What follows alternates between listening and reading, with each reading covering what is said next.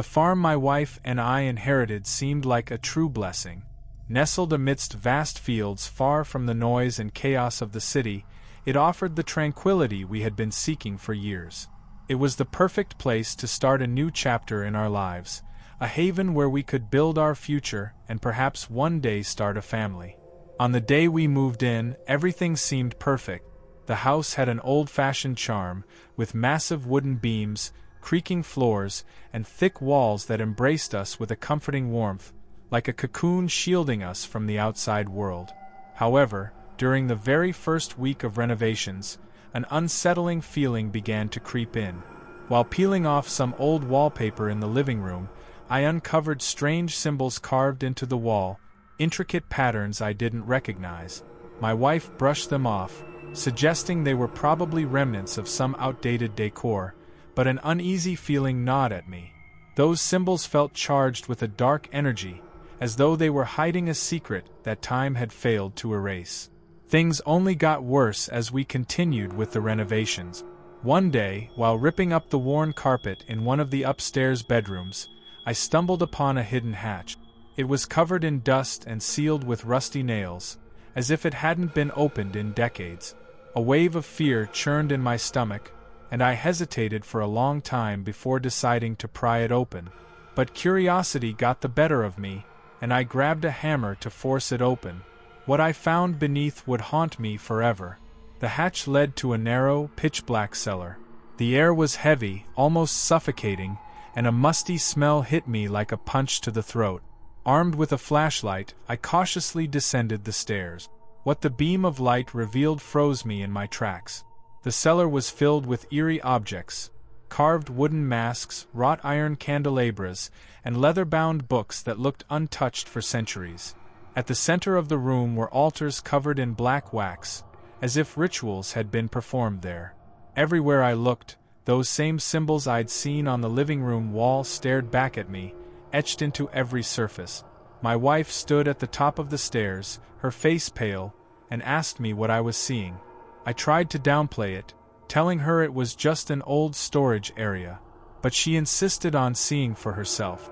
When her eyes fell on the objects, her expression turned to sheer terror, and her eyes widened with dread. "We shouldn't stay here," she whispered in a trembling voice. "There's something evil in this house."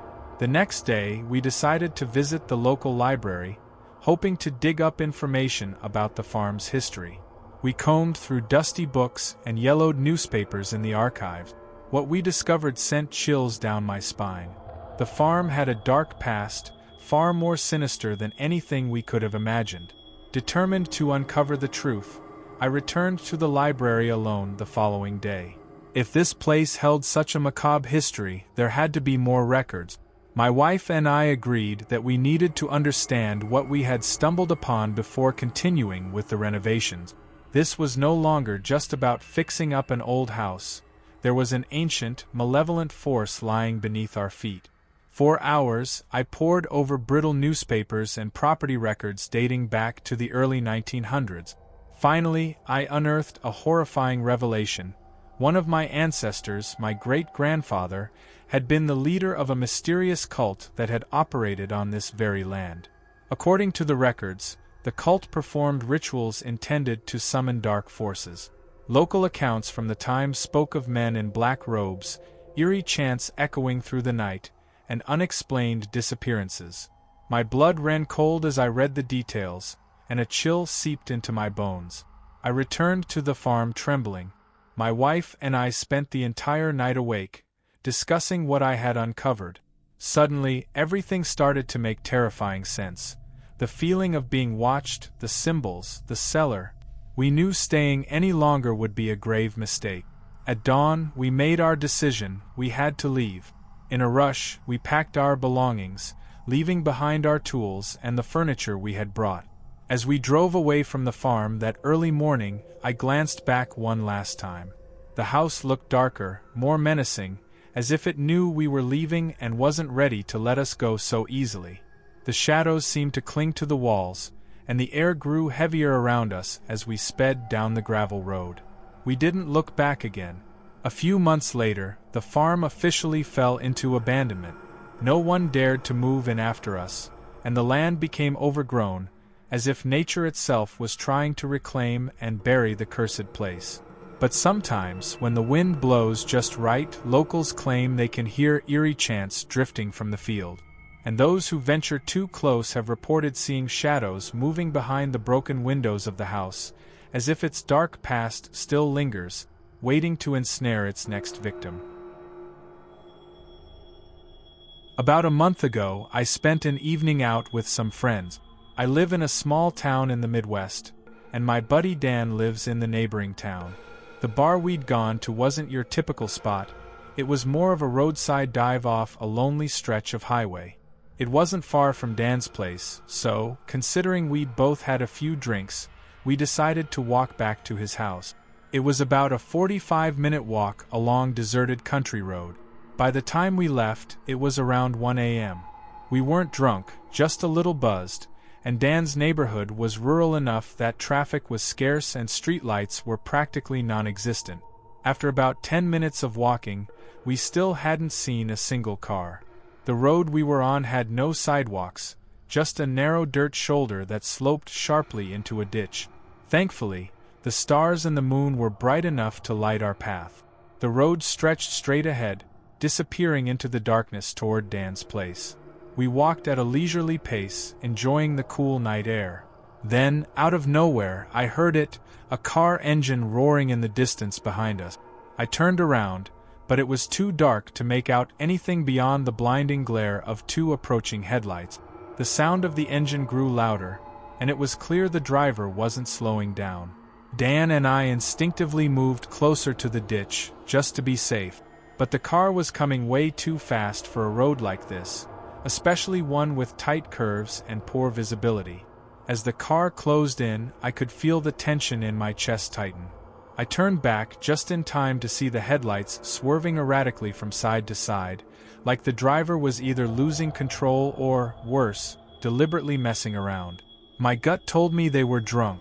Without a second thought, I grabbed Dan's arm and yanked him toward the ditch. We both jumped just as the car zoomed past, missing us by inches. I could feel the rush of air from the vehicle as it barreled by. We landed hard in the ditch, tangled in dirt and damp grass.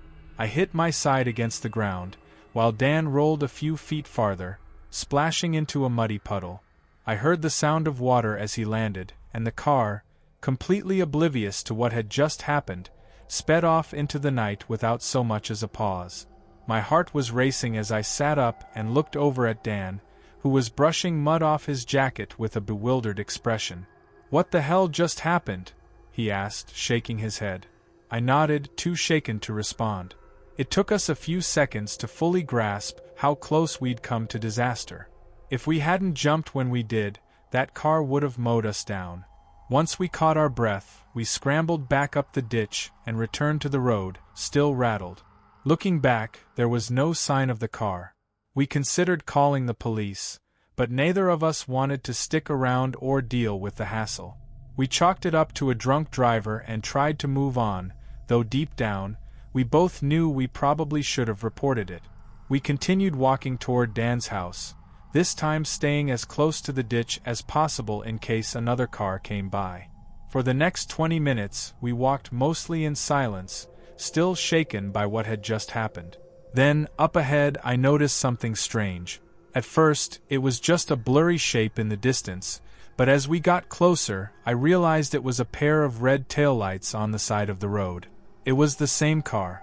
The vehicle was parked at an odd angle, half in the ditch, its headlights still on. My pulse quickened as we approached cautiously, unsure of what we might find. Inside, a man was slumped over the steering wheel, seemingly unconscious. This time, we didn't hesitate. Dan pulled out his phone and called 911. We stood a safe distance away, watching as the police arrived to check on the driver. The man woke up, looking disoriented, but he didn't seem injured. The officers arrested him on the spot for driving under the influence.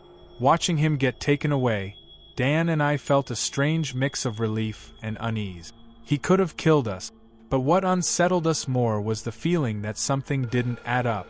This stretch of road was notorious for ghost stories and unexplained accidents, and the thought crossed our minds that maybe this guy wasn't just another drunk driver. Maybe he was caught up in something darker. When we finally made it to Dan's house, we couldn't shake the eerie feeling that lingered. That night, we couldn't help but wonder if what we'd experienced was some kind of warning, if these lonely backroads held more secrets than we cared to find out.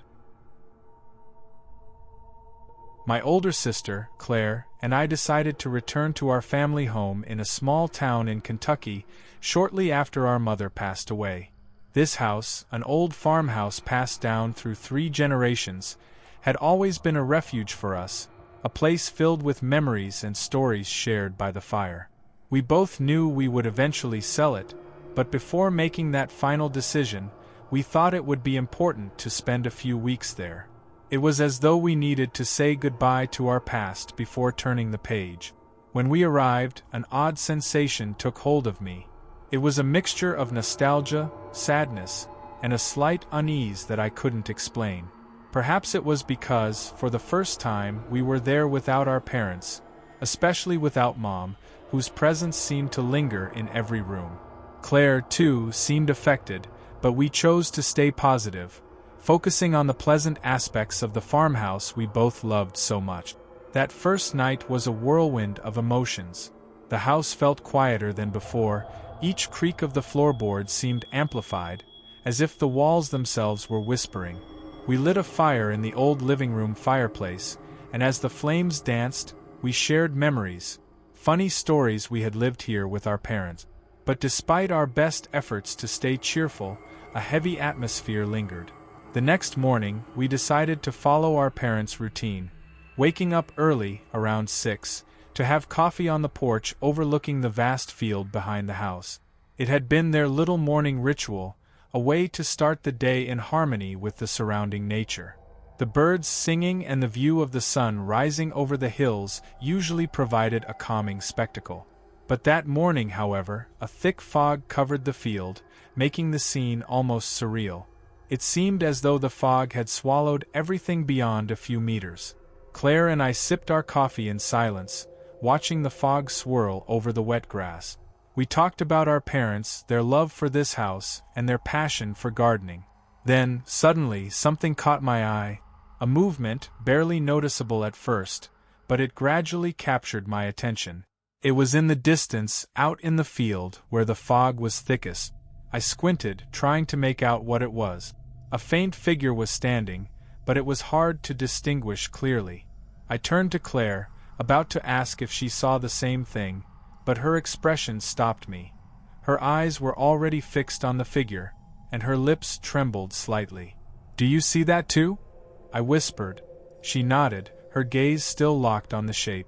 The figure seemed human, but it was abnormally large, far too large to be a mere scarecrow. We watched it in silence, both fascinated and unsettled. The figure remained still, almost frozen in the fog. After a few minutes, we tried to rationalize the situation. It must be an old mannequin Dad set up, one of those used to scare the birds away, I suggested, trying to mask my worry with an uncertain smile. Claire nodded, but her expression remained tense. We told ourselves that with the rising sun, the fog would lift, and we would see more clearly what it was. We turned our attention away for a few seconds to talk, but when we looked back at the field, the figure had vanished. Claire and I were frozen in place. "Where did it go?" she whispered, her voice betraying a hint of panic. We stared at the field for several minutes, searching for a sign, a movement, but there was nothing. Just the fog gently hovering over the grass. That evening, the idea of returning to the porch the next morning did not appeal to me, but Claire convinced me. She thought it would be the opportunity to uncover the mystery of the figure. Reluctantly, I agreed. The next day, at 6 a.m., we were once again outside, our eyes fixed on the fog-covered field. This time, the figure appeared again, but in a different way. It seemed to slowly rise from the ground, materializing where just moments earlier there had been nothing. Claire grabbed my arm. "It's like it's emerging from the earth," she whispered, terrified. We stood frozen, watching as the immense and ominous figure stood tall in the field. As the fog began to lift, the figure spun around and walked away, slowly fading into the mist. "I have to see what it is," I declared, determined. Claire tried to dissuade me. "No, I think Mom and Dad knew what was going on here. Maybe that's why they had coffee every morning, to make sure this thing never came near the house." Despite her warnings, the thought of not solving this mystery gnawed at me. That afternoon, while Claire was busy inside, I sneaked out. The field seemed calm under the midday sun, but an odd tension hung in the air. I walked toward the place where the figure had appeared. There were no visible traces, nothing indicating that such an imposing presence had been there. Yet, a heavy feeling weighed on my shoulders. I ventured further into the field, determined to find a clue, an explanation. About 10 steps from the original spot, I felt a sharp pressure in my head, as if the field itself was trying to push me back. Before I could react, total darkness overtook me. When I regained consciousness, I was lying on the living room sofa. Claire, visibly worried, was sitting next to me. She explained that she had found me unconscious in the field, and had called the neighbor to help bring me back. I was disoriented, but strangely, after waking up, I felt perfectly fine. Claire begged me not to go back there. "There's something strange about that field. I feel like Mom and Dad knew something they never told us," she said, her face pale. From that moment on, we knew we couldn't stay. Between the figure sightings, the oppressive atmosphere, and my unexplained fainting, it was clear this house held a much darker secret than we had imagined. We decided to sell the house quickly and leave. Before we left a discreet note for the new owners, warning them about the field behind the house. We didn't dare say more, afraid they would think we were crazy, but something told me they would eventually see the figure in the fog too.